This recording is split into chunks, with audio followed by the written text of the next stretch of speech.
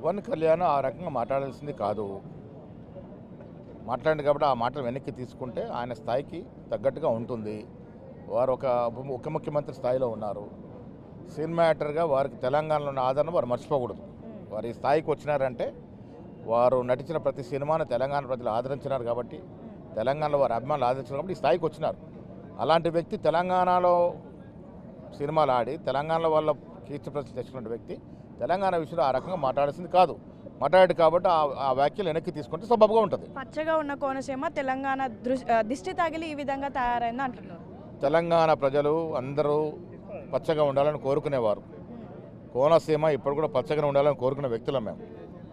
ఆంధ్రప్రదేశ్ భౌగోళికంగా విడిపోయి ఉండొచ్చు, మనుషులుగా కలిసే ఉన్నాం.